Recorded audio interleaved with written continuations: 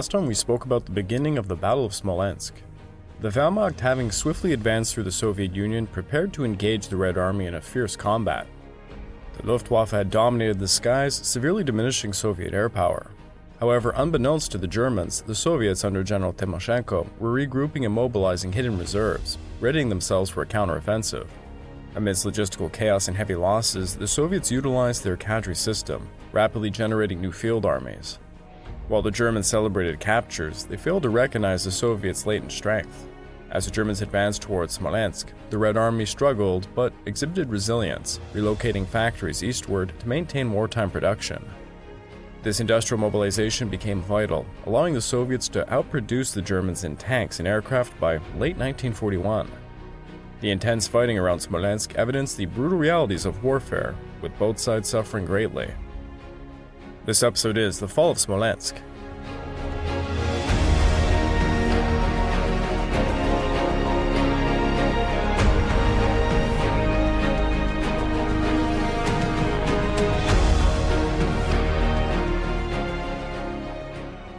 Hello again, and welcome back to the Eastern Front podcast week by week. I'm your dutiful host, Craig Watson.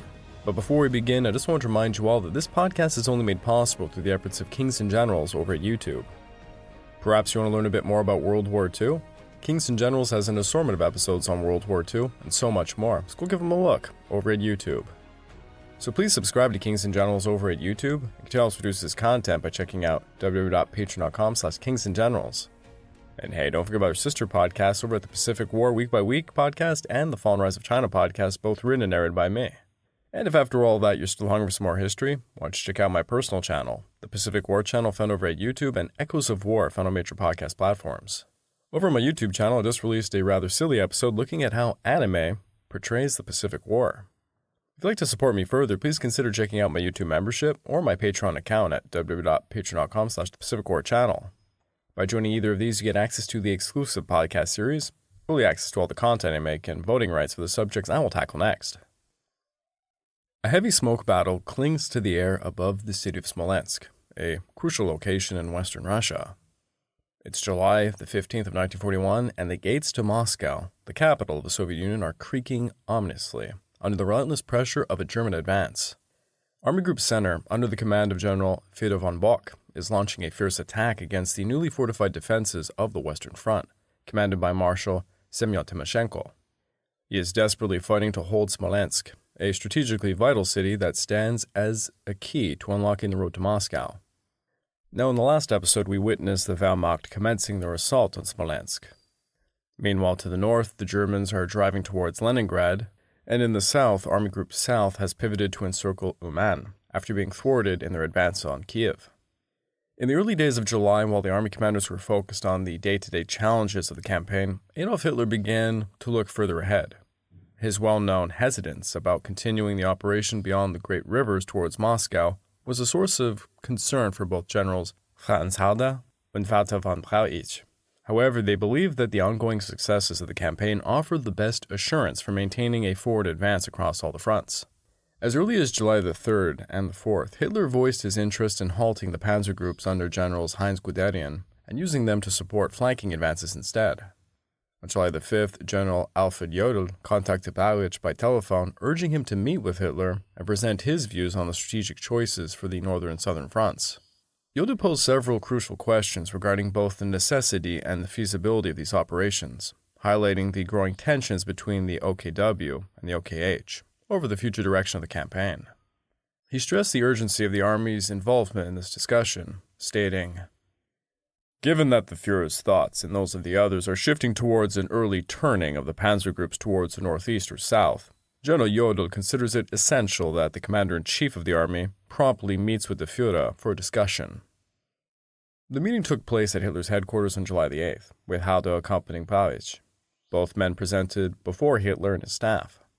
Brauchitsch began by summarizing the latest tactical reports, after which Halder outlined the Army's assessment of the enemy situation and progress within the three army groups. The tone of Halder's presentation was characteristically optimistic, aimed at instilling some confidence in the Army's management of the war and reaffirming its strategic direction. Halder firmly believed that the German forces were now in a commanding position to secure victory. He cited the most recent intelligence report from Colonel Kinzel, which indicated that of the 164 identified Soviet rifle divisions, 89 had been either completely or largely eliminated. From the remaining 75 divisions, 46 were actively opposing the German front, while 18 were engaged on other fronts, with 14 in Finland and 4 on the Caucasus. The last 11 divisions were likely held in reserve deep within the Soviet territory. Kinzel's report also stated, "The enemy is no longer able to organize a continuous front, not even behind strong terrain features." He emphasized that Army Group Center, already stronger than its opponents, now enjoyed a crushing superiority that could be maintained even if the Soviets brought up fresh units. The environment created by Halder's buoyant report fostered a sense of confidence about the war's progress and minimized the urgency to make a decision operational design regarding Bok's panzer groups. The optimistic atmosphere briefly inspired a sense of reconciliation between Hitler and Halder, opening up avenues for compromise that had previously seemed impossible, particularly concerning the direction towards Moscow. Hitler articulated his ideal solution for continuing the campaign. Army Group North would accomplish its assigned tasks in the Baltic states, and Leningrad using its own resources. Meanwhile, Army Group Center was tasked with eliminating the last remnants of organized Soviet resistance along the overstretched front north of the Pripyat marshes, which he suggested would thereby open the road to Moscow. Upon reaching their designated positions east of Smolensk, Hoth's forces could halt or either assist Lieb, if necessary, or press eastwards with the goal of encircling Moscow. Guderian's forces could then strike in a southern or southeastern direction in coordination with Army Group South. Meanwhile, the Soviet Air Force, commonly known as its acronym, the VVS, was still grappling with the repercussions of the disastrous events of June. The early campaigns of Operation Barbarossa had decimated their fleet, resulting in a loss of more than half of their available aircraft. By mid-July, however, the VVS began to regain some footing, managing to contest the Luftwaffe's previously assumed air superiority. Despite the Luftwaffe's dominance during the initial stages of the operation, they faced their own limitations. There were simply not enough planes, infrastructure, or trained pilots to sustain the aggressive tactics. This shortage meant that some of the Red Army's counterattacks went unnoticed in the early stages of their planning, but it also allowed the VVS to harass and distract the Wehrmacht columns as they advanced. By mid-July of 1941, the Luftwaffe's capabilities were being pushed to the breaking point. The VVS was actively strafing and bombing German troops on the southern approaches to Smolensk. Though these attacks often amounted to little more than a nuisance, they had a significant psychological impact on the German soldiers. Many in the Wehrmacht had been led to believe that the Soviet Union was all but defeated, that its military may lay in ruins, and that their only task now was to mop up the remnants of resistance. Yet they found themselves facing a determined adversary, launching air attacks that the Luftwaffe seemed unable to stop or prevent. This unexpected persistence from the VVS not only challenged the German advance, but it also forced the Wehrmacht to reconsider their assumptions about a swift victory. The relentless drive towards Leningrad was taking a significant toll on Army Group North. After the explosive initial success of Operation Barbarossa, the campaign was now encountering a series of stumbling blocks to the north. On the northern flank of Army Group Center, Field Marshal Wilhelm von Lieb's Army Group North was making more favorable progress. However, as the esteemed General Erich von Manstein, commander of the 56th Panzer Corps, would later note, "The enemy, though pushed back to the east, was still not destroyed, something that would soon become evident." After successfully capturing Riga, the capital of Latvia, Lieb was compelled to continue his eastward push to support the left flank of General Fedor von Bock's Army Group Center. Simultaneously, he needed to mount a significant offensive northward into Estonia to protect his own left flank. This strategic situation was stretching Army Group North's front widely.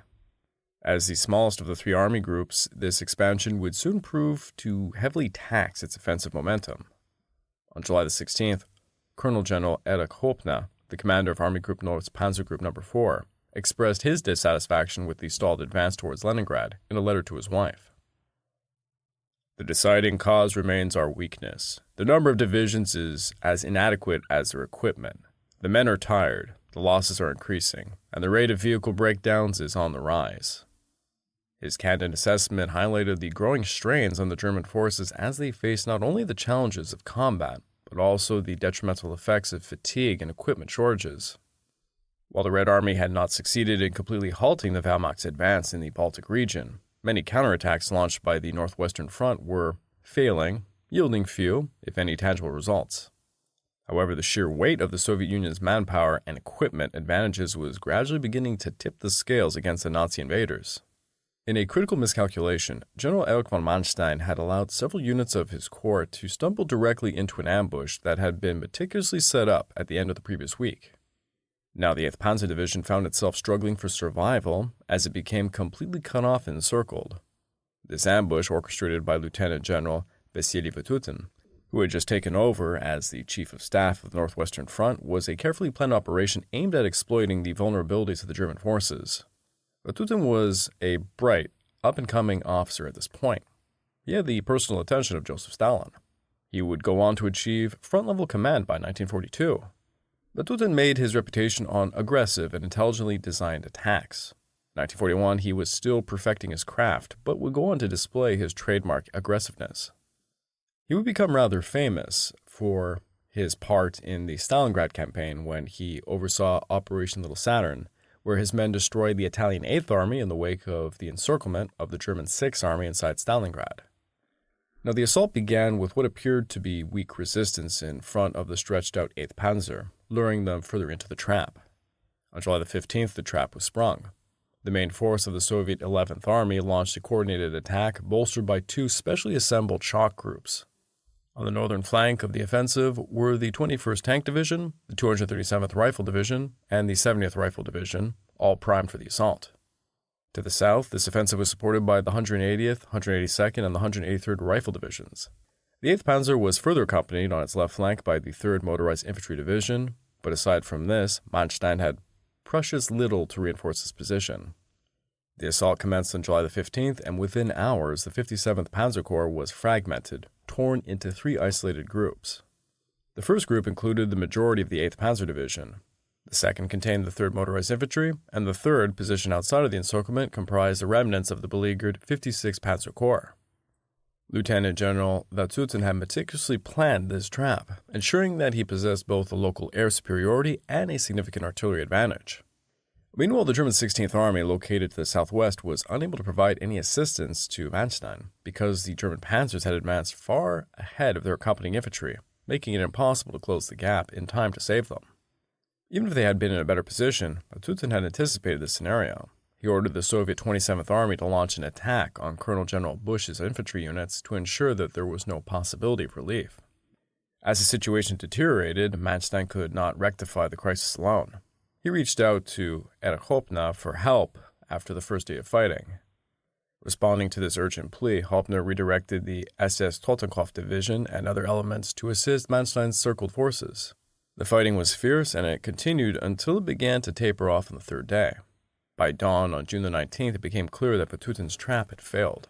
His forces were unable to maintain the encirclement. The Wehrmacht managed to pull its troops back from their positions in Saltzy, but this retreat came at a heavy cost. The 8th Panzer Division had reported approximately 150 operational tanks on the morning of June the 15th.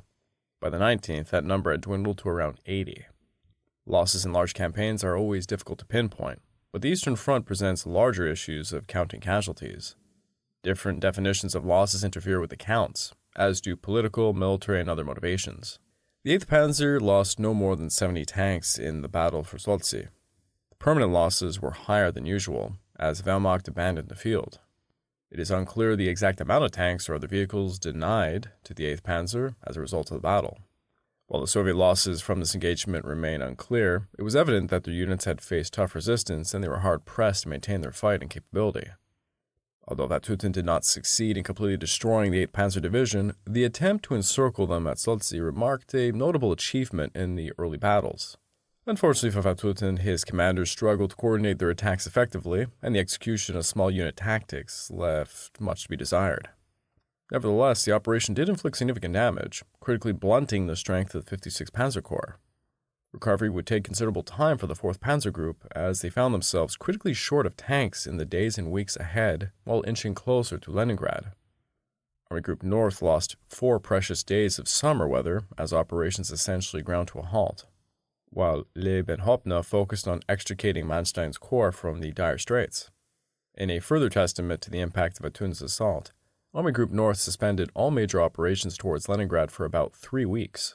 Securing their left flank in Estonia became paramount, while the right flank of Hopna's panzer group remained in disarray following the Battle of Saltzy. Meanwhile, the Finnish forces, organized into the Army of Karelia under the command of Generals Heinrichs, had concentrated its strength for a decisive offensive. Heinrich was the principal Finnish field commander during what the Finns called the Continuation War, that being a continuation of the Winter War. He was the chief of general staff, and he had previously served in a volunteer Prussian unit in the First World War. On July the 10th, they launched their assault, aiming to push aside the Red Army and reclaim territory lost in the Winter War. While the Finns were motivated to regain their lost territory, this objective did not fully align with Adolf Hitler's broader ambitions. Nevertheless, the Finnish military managed to maintain a degree of independence from German control, despite the fact that the Germans needed and desired more support from the Finnish army than the Finnish government was willing to provide. The Finnish offensive continued throughout July and August, and we will revisit their campaigns in the coming weeks as key developments unfold. In this initial phase, they pressed forward against the Soviet 7th Army along the northern front, attempting to split the territory between Lake Ladoga and Lake Onega in two. Achieving this could allow the Finnish forces to take control of the entire area at will, thereby compelling the Russians to retreat into the vast expanses of northwestern Russia. The German strategic plan centered on utilizing Finnish forces to encircle Leningrad and systematically reduce the city's defenses. Within this collaboration, the Finns were envisioned as the anvil, while the Wehrmacht would act as the hammer.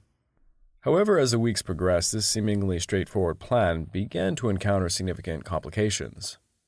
One of the foremost challenges was the marshy terrain, which severely hampered mobile operations at a scale the Germans had not anticipated.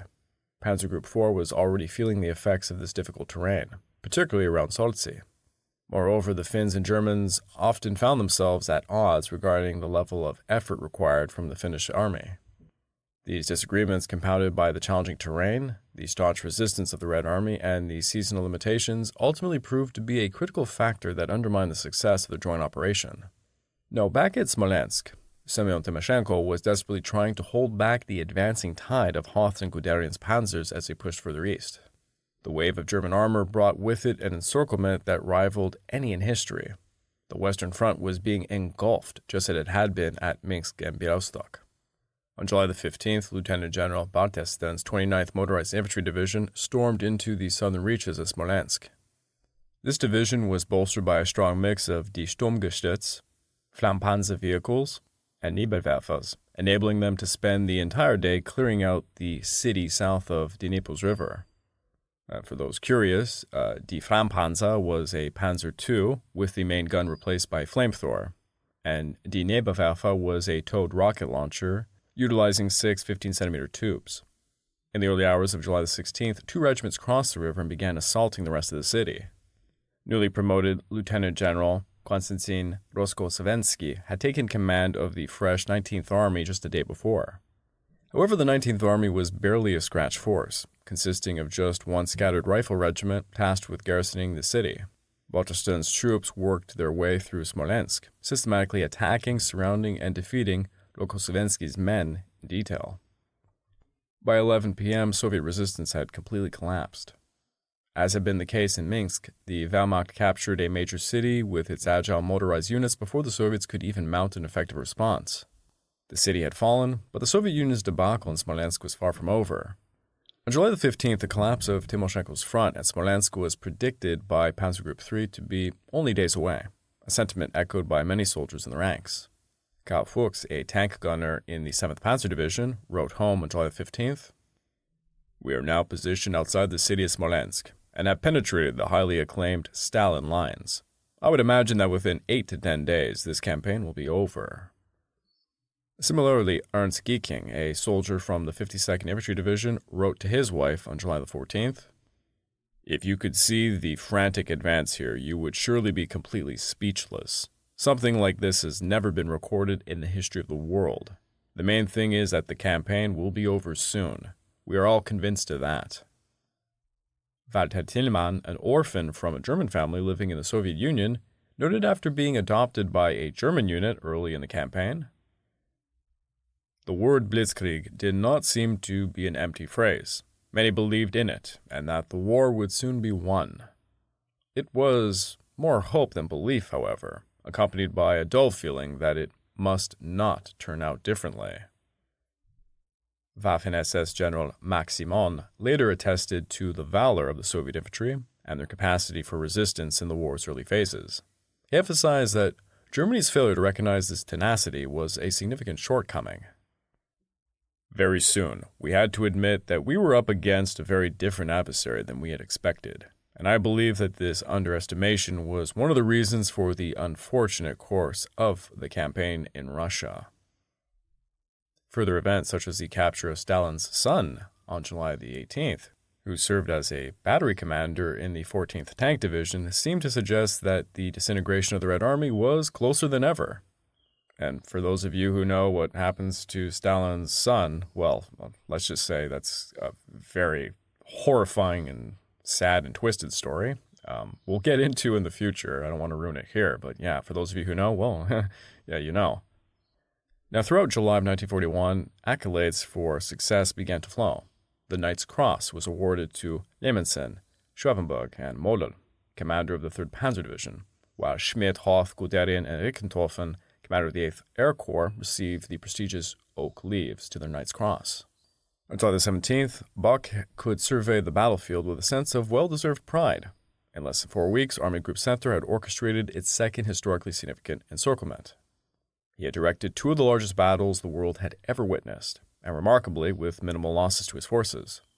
Most of Timoshenko's Western Front lay either destroyed or encircled, with the 16th, 19th, and 20th Armies trapped in a pocket. The only remaining question was whether the Wehrmacht would possess enough strength at the tip of the spear to prevent significant leakage from the encirclement, something they had failed to achieve at Minsk. That oversight had led to severe recriminations and disputes between the OKH, Hitler, and the field commanders. Bock was resolute in his determination not to let this happen again. However, several obstacles hindered Bock's objectives. One of the most significant challenges was the bypass city of Mogilev, or as the Russians would say, Mogilov, in its pocket around Smolensk. In fact, Mogilev was garrisoned by a significant portion of the 13th Army, under the command of Major General F.A. Bakunin, who led the 61st Rifle Corps. Within the fortress and the surrounding countryside were approximately 100,000 Soviet soldiers, still organized and prepared to fight. 7 rifle and 2 tank divisions posed a credible threat of a breakout if not addressed properly. Bakunin was tasked with ensuring the city's defenses on all of its sides, mobilizing worker militias and transforming Mogilev into what one historian described as a Belarusian Madrid. In response, Guderian dispatched General de Panzer's Schwabenberg with his 24th Corps to secure Mogilev and prevent any potential breakout or relief from the nearby 21st Soviet Army. This decision represented a critical weakening of Guderian's spearhead, which was intended to thrust behind Smolensk and cut off the remnants of Timoshenko's Western Front. Guderian had already lost his 47th Corps to pocket security duties at Smolensk, leaving his panzer group with only 1 corps to fulfill its strategic objectives. To address the situation, Guderian planned for the 46th Corps, under General of the Panzers Wietinghoff, to advance rapidly towards Yelna. In addition to the dilution of Guderian's forces, Bock faced the challenge of his increasingly exposed southern right flank. Army Group South was making slow progress and could not close the gap, leaving the area from Mogilev to Gomel still open territory. This flank required protection, which in turn consumed Bock's available infantry for the reduction of both Mogilev and Smolensk pocket. Compounding these issues, Hitler was convinced of an impending Red Army counterattack at Veliky Luki, in the northern reaches of Bock's area of responsibility. Ironically, just days earlier, he had denied Haude's request to redirect some of Army Group North's panzers to that area. On July the 13th, Haude believed that Veliky Luki would be the point where the Red Army would concentrate its greatest force. It is possible that his intelligence reports had confused Vaturin's offensive at Saltzy with an attack on Veliky Luki. Regardless, Hitler denied the request. However, by July 17th, he had become convinced that Veliky Luki was indeed the point of concern. So he overrode both Haude and Bock's objections, directing significant portions of Hoth's forces to counter this perceived threat. All of these factors combined to create a perfect storm. The panzers were crucial to Operation Barbarossa. The Wehrmacht had designed its entire campaign around leveraging the strength and mobility of the Panzer Corps' combined arms teams to overwhelm the Red Army. Achieving this required the Panzer Corps to maintain a focus on singular objectives. At no point during the Eastern Front campaign did the Wehrmacht enjoy significant numerical superiority. Even local advantages were often challenging to secure. It was only through speed and concentration that they achieved this level of success. The incompetence of the Red Army played an equally important role in the Wehrmacht's stunning victories at Minsk and Smolensk, as the panzers themselves. Yet even more perceptive, Bach did not fully appreciate just how much fight remained at Timoshenko's Western Front. His stated intention to destroy this force through renewed offensive action reflected a misunderstanding of the weakened state of his own forces. Army Group Center's ailing condition, compounded by worsening shortages and severe overextension, was indeed serious. As their advance reached its limits, the initiative temporarily shifted to the Stavka, which seized the opportunity to thrust the German armies into the first military crisis of the war. While the beleaguered Soviet 20th and 19th and 16th armies fought for their very survival within the large pocket around Smolensk, the Stavka, under Stalin's direction, concluded that it was time for a major counteroffensive to relieve the nearly encircled formations and retake Smolensk. Timoshenko's command was bolstered by the entire first echelon of the new front of reserve armies, comprising the 29th, 30th, 24th, and 28th armies that had been raised throughout June and July. On July the 20th, Stalin informed Timoshenko of the upcoming offensive, stating, "Until now, you have counted on help in the form of 2 or 3 divisions at a time, but nothing really has come of this. Therefore, it is time to abandon this practice and begin to create a fist of 7 to 8 divisions with cavalry and flanks." With the capacity to deliver powerful attacks finally in place, Marshal Georgy Zhukov, the chief of the General Staff, devised a plan to launch simultaneous concentrated strikes against Army Group Center from each of the 4 new armies. Unbeknownst to the German generals, they had reached the high point of the summer blitzkrieg in the east. Thus, the Stavka was desperately attempting to raise a 3rd tier of armies on the road to Moscow. Rokossovensky was appointed to lead an effort to reclaim some of the lost ground. He was given command of the 101st Tank Division and the 69th Motorized Rifle Division. The 7th Panzer Division had captured Yartsevo, located east of Smolensk, and Rokossovensky was ordered to force them out. He commenced his assault on the city on July the 21st, with the attack continuing into the following week. At the same time, Guderian was proving to be a troublesome figure. Bach directly ordered him to take his 46th Corps and finally close the Smolensk pocket. However, Guderian refused, becoming increasingly fixated on the idea of pushing eastward. To this end, he sent the 46th Corps to Yelna. By this time, the last Soviet corridor out of Smolensk pocket was defended by fewer than 15 light tanks. Yelna was captured on the 20th, but only when Guderian persuaded to close the corridor. By this time, he redirected the 17th Panzer Division to the task. Several rifle divisions had already taken positions in the area. Guderian's refusal to follow orders in a timely manner did not result in discernible discipline, but cost his men a straightforward victory, allowing the Red Army to evacuate many of its otherwise doomed soldiers from the pocket.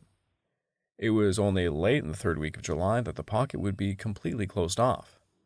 Within Ukraine, Army Group South was fully engaged in a major encirclement battle centered around Uman, which became known as the Uman Pocket. On July the 15th, Marshal of the Soviet Union, Budonny, arrived in the theater to take direct command of the southern and southwestern fronts. His first decision was to abandon the Dniester defensive line in order to establish a defense around the city of Uman, aiming to cover a perceived gap in the lines between Kiev and the Dniester River. Fortunately, this strategy had the opposite effect. He rearranged his armies in the area, placing them into positions without regard for the command responsibilities of his nominal subordinates. Meanwhile, Kleist had already begun deploying his forces in the southern hook after they had just been turned back in front of Kiev the previous week. On the center right, the 11th and 16th Panzer Divisions rapidly pushed the disheveled 6th Army back towards Uman. As the Soviets retreated, a gap opened up in their lines. Kleist quickly recognized this opportunity, and he rushed the 9th Panzer Division into the breach, forming the encirclement. On July 21st, the 6th Army launched a last-ditch armored counterattack at Monastrich. While merely a delaying action, it managed to buy enough time for the remnants of the 6th Army's infantry to retreat to Uman, deepening the pocket. Fighting continued in the area for the rest of the week and extended well into August. Though the fate of the 6th and 12th Armies was not yet sealed, the outlook was grim as the 3rd week of July came to a close. The situation across the front was quite bleak for the Soviet Union. Smolensk, the key to Moscow and the heart of the USSR, was in German hands, and it was taken with little resistance. Similar to Minsk, it had fallen to relatively small panzer units during a rapid advance. In front of Smolensk, 3 field armies were trapped with little hope of avoiding destruction, effectively rendering the Western Front destroyed for the second time in less than a month. There was a brief glimmer of success within Vatutin's near destruction of a panzer division at Saltzy, but even this was only partial, as the panzers managed to escape. Within the south, Kiev had been defended, but large portions of the southern and southwestern fronts now faced the prospect of encirclement at Uman. Meanwhile, the armies of Army Group Center were tightening the noose around the colossal pocket around Smolensk.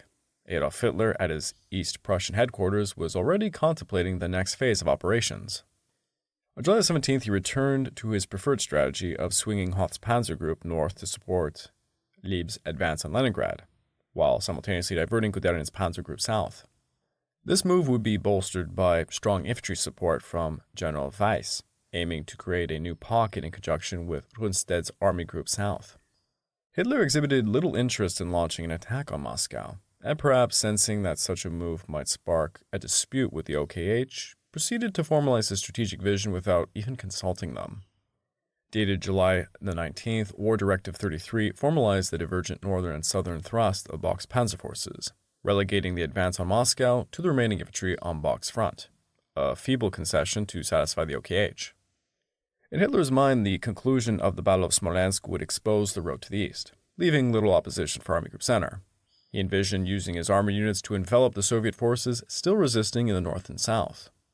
The tone of the directive implied that the war on the Central Front was one and done.